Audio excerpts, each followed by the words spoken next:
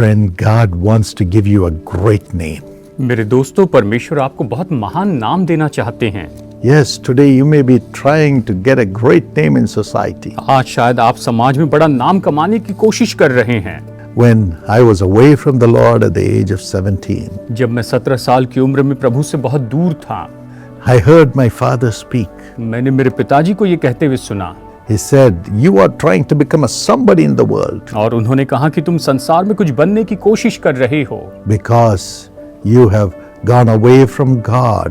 You have become a nobody instead." क्योंकि आप परमेश्वर से दूर चले गए, इसीलिए इसके बदले में आप बिल्कुल शून्य हो गए, आपकी कोई पहचान नहीं रही। He said, "Come to Jesus, उन्होंने कहा यीशु के पास आइए and from nobody you'll become a somebody by His love." और उसके प्रेम के द्वारा आप जो कुछ भी नहीं हैं, आप कुछ बन जाएंगे। That's the promise God is giving you today. आज परमेश्वर आपको यही तो प्रतिज्ञा देते हैं। Genesis 12:2. उत्पत्ति अध्याय 12 वचन 2।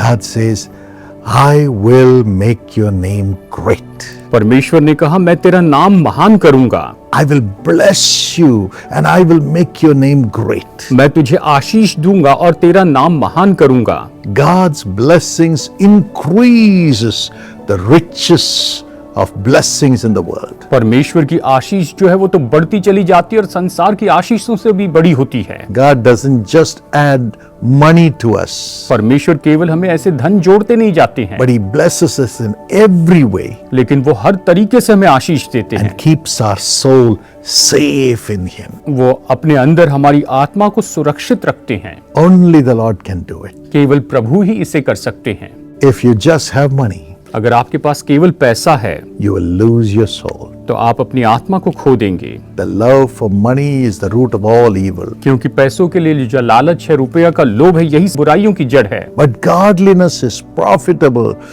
unto this world and the world to come. लेकिन भक्तिपूर्ण जीवन इस संसार के लिए और आने वाले संसार के लिए लाभदायी है। So today, just surrender your life into the hands of the Lord Jesus. और इसलिए आज अपना जीवन आप प्रभु यीशु मसीह के हाथों में सौंप दीजिए। He will make you great. वो आपको महान बनाएंगे। And you must know He has suffered or sacrificed Himself so that you might become great by His power. आपको ये जानना चाहिए कि प्रभु यीशु ने दुख उठाए, उसने खुद का बलिदान कर दिया ताकि उसकी सामर्थ के द्वारा आप महान हो। If you read Philippians 2:6-10, अगर आप फिलिपियो अध्याय 2 वचन 6 से 10 तक पढ़े, the Bible says Jesus was in the very nature of God. Bible कहती कि यीशु तो परमेश्वर के स्वरूप में होकर भी, He is God, वो तो परमेश्वर थे, God in flesh. वो तो शरीर में परमेश्वर थे, But yet, लेकिन फिर भी though He is the Almighty God, हालांकि वो सर्वशक्तिमान परमेश्वर थे, He took the form of a servant. उसने एक दास का स्वरूप धारण किया। Not just a human being, but a servant among the human being. लेकिन केवल मनुष्य ही नहीं, लेकिन मनुष्यों के बीच में वो एक दास का स्वरूप धारण किया। He knew all the sufferings caused by human beings. मनुष्य के जितने भी दुख होते थे वो सब कुछ वो जानते थे। He went through all the sufferings that you and I go through. आप और मैं जिन दुखों में से होकर जाते हैं, उन सब से वो होकर गए हैं। And finally, He even humbled Himself to die to death itself, और यहाँ तक कि उसने अपने आप को नम्र कर दिया और यहाँ तक कि वो मर गए, to offer Himself as a sacrifice for our redemption. कि हमारे छुटकारे के लिए वो खुद वहां पर बलिदान हो गए। But then God raised Him up, लेकिन फिर परमेश्वर ने उन्हें ऊंचा उठाया gave Him life और उसने जीवन दिया through the Spirit of Jesus. यीशु की आत्मा के द्वारा। His body died, उसका शरीर तो मर गया, but the Spirit of Jesus was alive. लेकिन यीशु का आत्मा जीवित था, And the Spirit of Jesus raised the body of Jesus. और यीशु की आत्मा ने यीशु की देह को जीवित कर दिया। Today He is alive. आज वो जीवित है And God has given Him an exalted place, और परमेश्वर ने उसे ऊंचा स्थान दिया है, the highest place. सबसे ऊंचा स्थान। Yes, Jesus is at the highest place.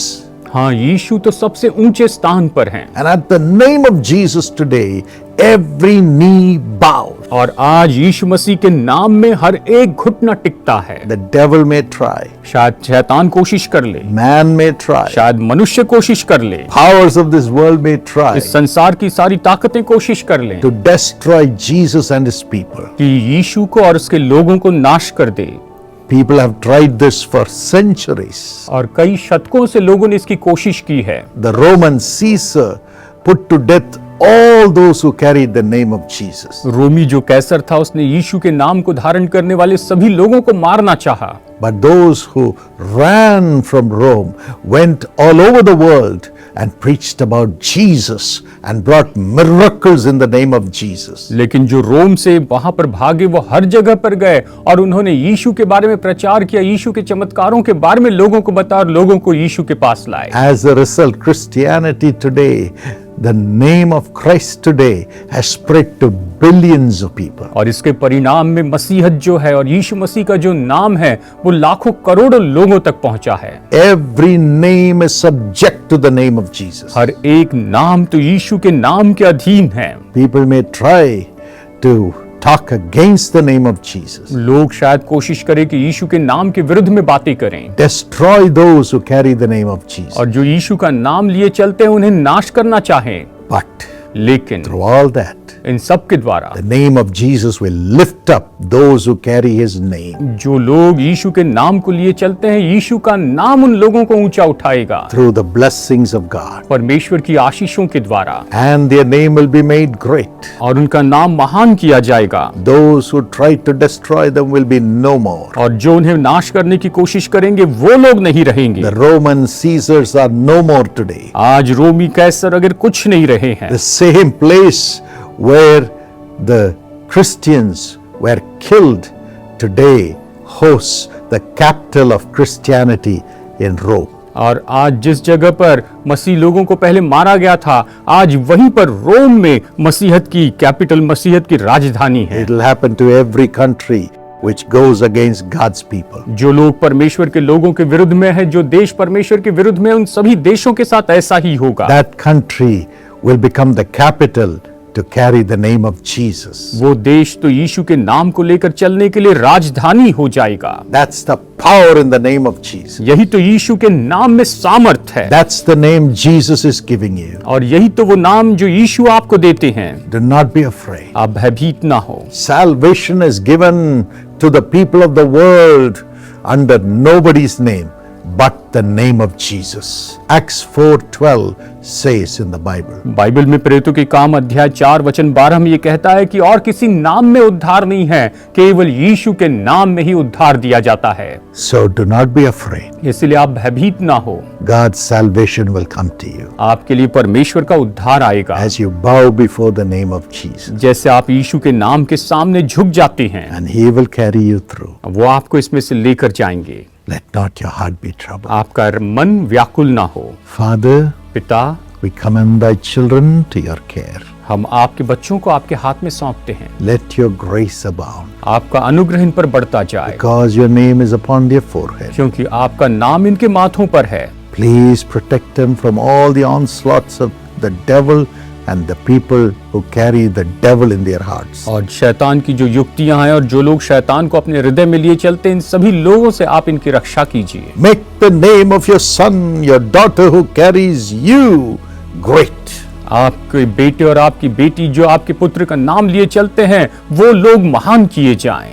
Make their name great, उनके नाम को महान कीजिए, because they carry your great name, Lord Jesus. क्योंकि प्रभु यीशु वो आपके महान नाम को लिए चलते हैं। Change every situation in their life, इनके जीवन की हर एक परिस्थिति को बदल दीजिए। and your name, which answers every prayer, bring forth answers in their lives. और आपका नाम जो हर एक प्रार्थना का उत्तर लेकर आता है, इनके जीवन में ये उत्तर लेकर आने वाला बने। Bless them with everything today. आज इनको सारी बातों के द्वारा आशीष दीजिए। Honor them before all. आप सबके सामने इनका आदर कीजिए, In Jesus' name. यीशु के नाम में। Amen. Amen. God bless you.